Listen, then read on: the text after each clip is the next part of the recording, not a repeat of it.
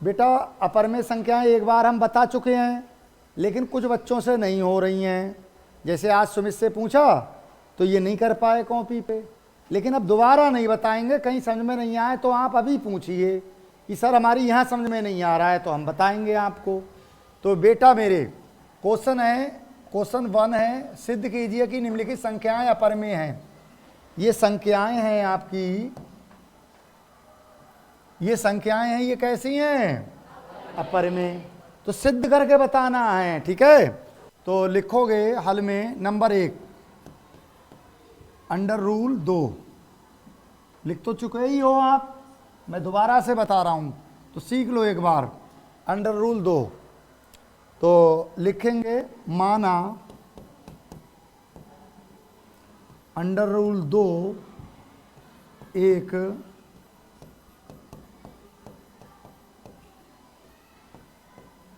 परमेय संख्या है। हमें सिद्ध करना क्या है कि अंडर रूल 2 अपरमेय है, लेकिन हम मान क्या रहे हैं? अंडर रूल 2 एक परमेय संख्या है।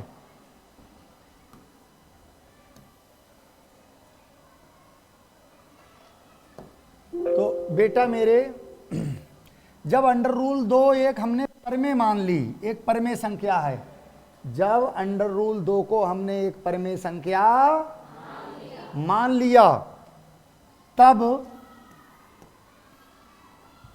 अंडर रूल 2 बराबर होगी a बटे b के। किसके बराबर होगी? क्योंकि परमेय संख्या वह होती है जो अंश और हर में होती है। मतलब p बटे q क्या है? परमेय संख्या है। a बटे b क्या है? परमेय संख्या है। जहां a बा b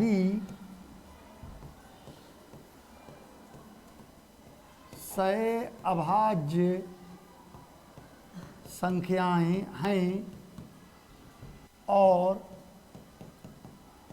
b बराबर नहीं है 0 के।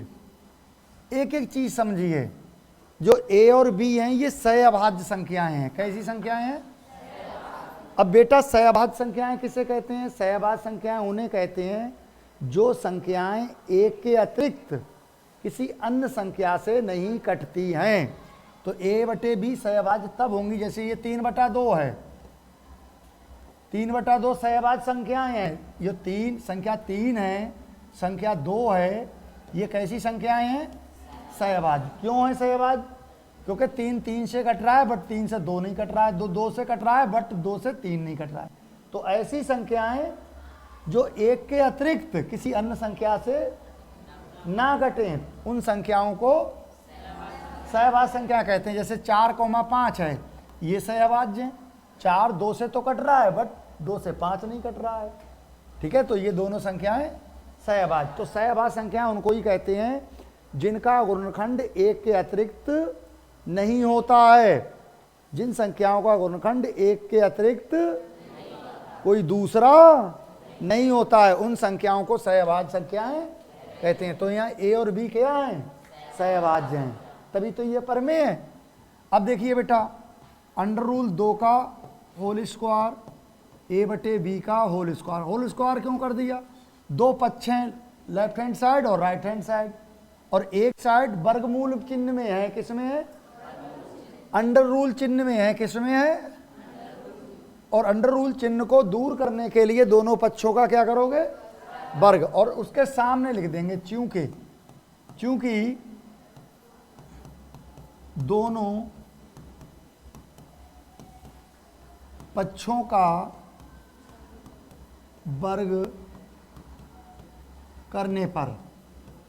भाई ये समझाने की बात नहीं है, ये तो गणित में कहीं भी आए 2 पक्ष और एक साइड में आपका क्या हो? अंडर रूल चिन्ह हो, या दोनों साइडों में अंडर रूल चिन्ह हो, दोनों पक्षों में, तो आप दोनों पक्षों का वर्ग करेंगे, ठीक है। अब देखिए वर्ग से वर्गमूल चिन्ह हट गया, 2 बचा। 2 बराबर क्या बचा? a स्क्वायर बटे b स्क्वायर। अब 2 के बटे कुछ नहीं है तो 1 मान लेंगे। b स्क्वायर की 2 की गुणा 2b स्क्वायर बराबर a square Ekam a square.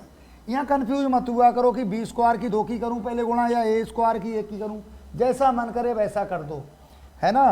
अब देखिए बी स्क्वायर बराबर क्या होगा, 2 गुणा में है तो ए स्क्वायर के ये बटे में आ जाएगा, भाग में पहुंच जाएगा। ये समीकरण आपकी 1 हो गई। इतना समझ में आ गया। अब बेटा अब हम यहाँ क्या देख रहे हैं, हम यहाँ ये देख रहे हैं जो 2 है संख्या, जो 2 है आपकी, वो ए स्क्वायर के बटे में है, मतलब ए स्क्वायर के भाग में है। जो 2 संख्या है वो ए स्क्वायर के किस में है, भाग में। ए स्क्वायर को 2 से भाग दिया जा रहा है, तो हम मान लेंगे अगर ए स्क्वायर, ये जो ए स्क्वायर है, ए स्क्वायर 2 से भाज्य है, तो अगर ये ए स्क्वायर 2 से भाज्य है तो ए भी 2 से भाज्य होगा। अगर लिखा है हमने, जरूरी नहीं है होगा ही, अगर ए स्क्वायर जरूरी नहीं है ए स्क्वायर 2 से भाज्य है, हम मान रहे हैं अगर वर्ड क्या बोल रहा है, अगर शब्द, अगर ए स्क्वायर 2 से भाज्य है तो ए भी 2 से भाज्य होगा। ये क्लियर है हम, जब ए स्क्वायर, क्योंकि ए स्क्वायर समान संख्या है तो ए गुणा ए होगी, है ना। और ए की जगह मान लो 2 है, 2 स्क्वायर बटे 2, जब 2 स्क्वायर का वर्ग क्या है 4, 2 का वर्ग 4, 4 बटे 2, 2 दूनी 4, नहीं आया समझ में। और 2 स्क्वायर का मतलब क्या है, 2 गुणे 2 बटे 2। भाई जब 2 स्क्वायर 2 से भाज्य था तो 2 भी 2 से भाज्य है, नहीं है, इसलिए ये लिखा है जब ए स्क्वायर 2 से भाज्य है तो ए भी 2 से भाज्य होगा। क्लियर हो गया यहां से बेटा बच्चों मेरे। पुनः माना, अब ये यहाँ कहाँ से याद रखोगे, पुनः माना, ये याद रखोगे यहाँ से, पुनः माना a बराबर 2c, ये a है आपका और ये 2 है, a बराबर 2c को समीकरण 1 में रखने पर, अब c क्या है तो यहां दिखा दो, चूंकि c एक पूर्णांक है, दिखाना चाह रहे हैं जब। अब पूर्णांक क्या होता है, जैसे एक संख्या है वो भी पूर्णांक है, 2 है वो भी पूर्णांक है, 5 है वो भी पूर्णांक है, -5 है वो भी पूर्णांक है। मान लो c 1 है तो 2 गुणा 1 मतलब 2, नहीं आ रहा है समझ में, तो a बराबर 2c को समीकरण 1 में रख देंगे।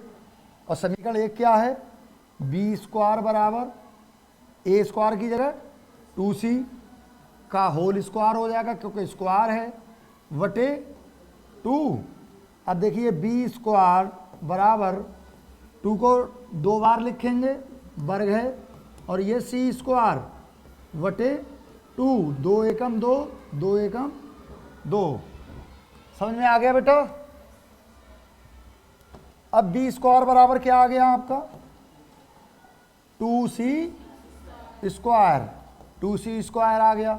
अब देखिए बी स्क्वायर बटे, ये 2 गुणा में है तो इधर आकर बी के बटे में आ जाएगा, बी स्क्वायर के बराबर सी स्क्वायर। या करके इसको ऐसे भी लिख सकते हो, या सी स्क्वायर को इधर लिख लीजिए लेफ्ट हैंड साइड पे, और बी स्क्वायर बटे 2 को राइट हैंड साइड पर लिख सकते हैं। भाई ये समीकरण हमारी सेकंड हो गई। अब यहां क्या है बेटा, समीकरण सेकंड में अगर बी स्क्वायर 2 से भाज्य है तो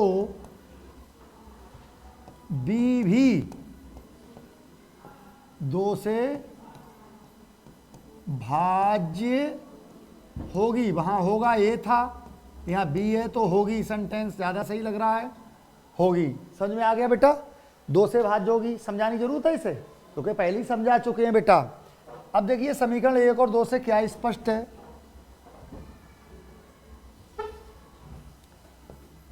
समीकरण 1 व 2 से स्पष्ट है कि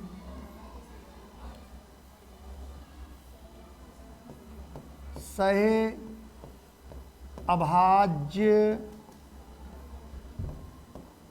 संख्याएं ए व बी का एक के अतिरिक्त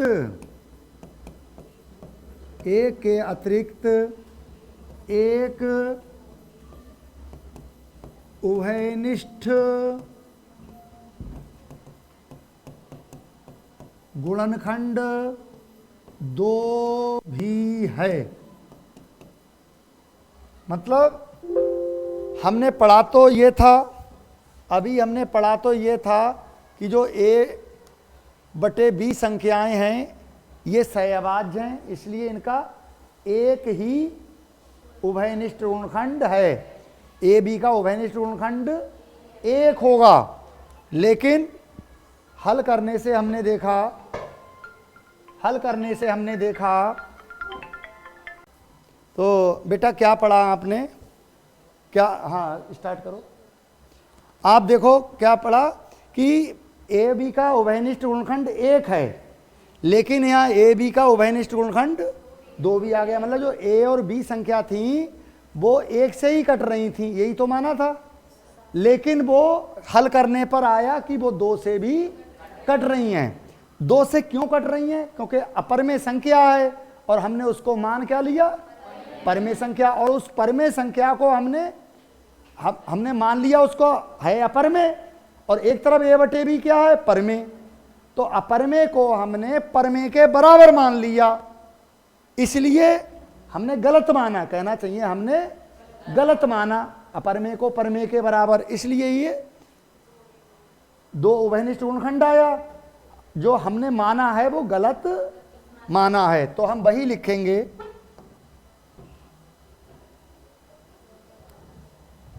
और जो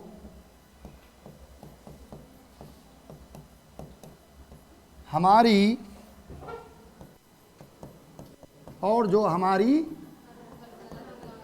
गलत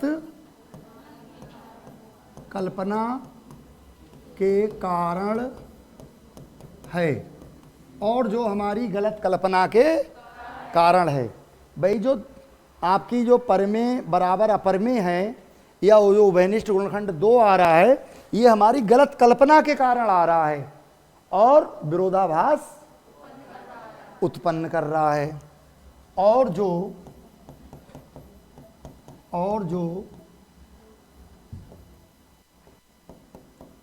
विरोधाभास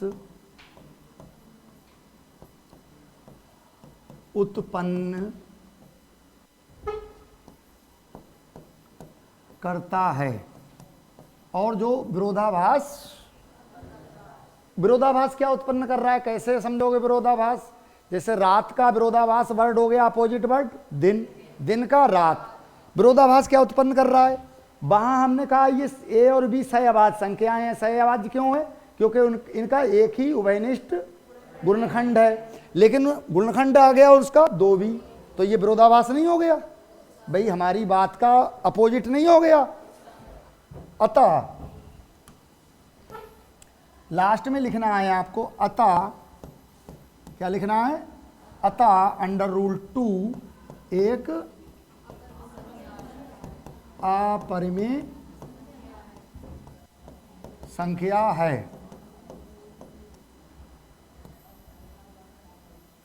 क्या डाल दोगे? इति सिद्धम। नहीं आया समझ में बेटा? समझ में आ गया? आगे बढ़ूं?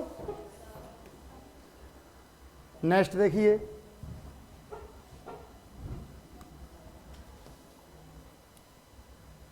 कह रहा है सिद्ध कीजिए कि निम्नलिखित संख्याएं अपरमेय हैं। ये जितनी संख्याएं हैं सब क्या हैं? अपरमेय। तो मैं पहला बता रहा हूं, हल डालना है, 1 डालना है, 3 + 2 √5 लिखेंगे, माना है तो ये अपरमेय, लेकिन मानना क्या है इन्हें? परमेय। माना 3 + 2 √5 एक परमेय संख्या है। अब जब ये संख्या परमेय है, जब ये संख्या परमेय है तो क्या लिखना है हमें? तब जब परमेय है तब ये 3 + 2 √5 बराबर होगी a/b की। a/b क्या है? या तो ये कहिए ये सहअभाज्य संख्याएं हैं, या फिर ये कहिए ये पूर्णांक हैं। भाई a भी पूर्णांक है और नीचे उसका हर भी b पूर्णांक है, तो हम पूर्णांक भी लिख सकते हैं या फिर सहअभाज्य संख्याएं भी लिख सकते हैं। पूर्णांक लिखोगे ज्यादा सही रहेगा, ठीक है। जहां a/b पूर्णांक हैं, और कैसे पूर्णांक हैं, और b बराबर नहीं है 0 के। भाई b 0 के बराबर हो जाएगा तो हर 0 हो जाएगा, जब हर 0 हो जाएगा तो वो परमेय कहाँ रहेगी? वो तो परमेय रहेगी। हमने ये मानी है परमेय संख्या। इतना समझ में आ गया बेटा? देखिए 2 √5 बराबर a/b -3। अब √5 बराबर a/b -3 को ब्रैकेट में ले लो, और ये 2 गुणा में है, ये भाग में पहुंच जाएगा। 2 के बटे कुछ नहीं है तो 1 लिख लेंगे, ठीक है। अब देखिए √5 बराबर a/b -3, और ये आपका भाग का चिन्ह गुणा में बदल जाएगा, 2/1 का 1/2 हो जाएगा। आता है ये ना? आगे देखिए बेटा, √5 बराबर 1/2 की गुणा 1/b, a/b में -3 में करेंगे, a/b में करेंगे तो a/2b। एक ही बन की अंश की गुणा होती है भिन्न में, और हर की होती है। एक ही a एकम a और b की और 2 की 2b माइनस। अब 3 के बटे कुछ नहीं है तो 1 मान लीजिए, 3 एकम 3 बटे 2 एकम 2। अंश की गुणा और हर की गुणा। नहीं आया समझ बेटा? अब देखिए इसमें जो लेफ्ट हैंड साइड है, ये जो लेफ्ट हैंड साइड है √5, लेफ्ट हैंड साइड बराबर √5 कॉमा लगा दोगे, जो कि एक अपरमेय संख्या है।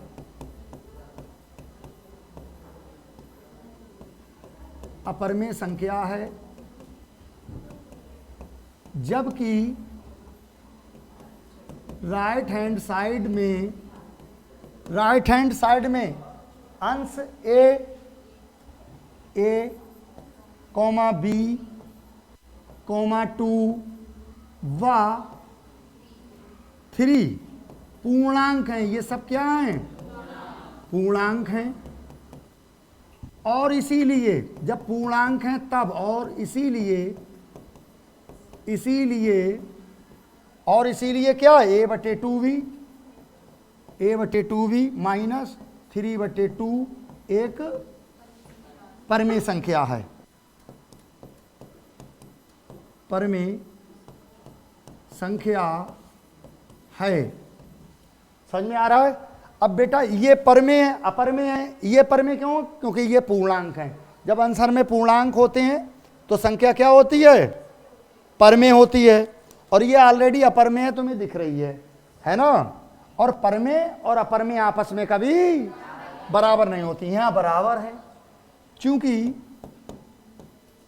परमेय संख्या बराबर नहीं होती है अपरिमेय संख्या के। परिमेय संख्या बराबर नहीं होती है अपरिमेय संख्या के।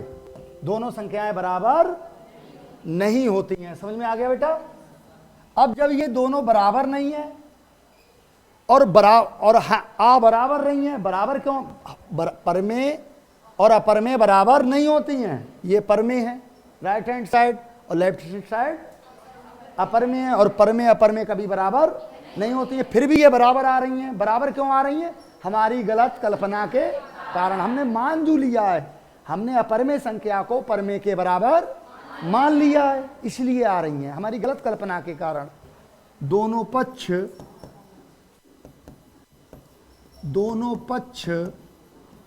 हमारी गलत कल्पना माने मानना, हमने जो मान गलत लिया है, दोनों पक्ष हमारी गलत कल्पना के कारण बराबर हैं। और जो अब बराबर हैं तो क्या है? और जो विरोधाभास उत्पन्न करते हैं।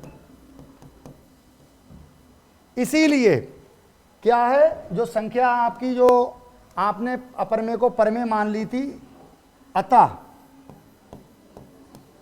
3 + 2√5 एक अपरिमेय संख्या है।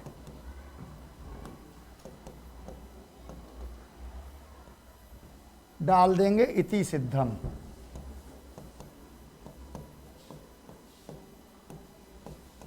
नहीं आया बेटा? और तीसरा प्रकार आता ही है, माना ये मान लेते हो, ठीक है? तो यहीं एंड करता हूं, ठीक है बेटा?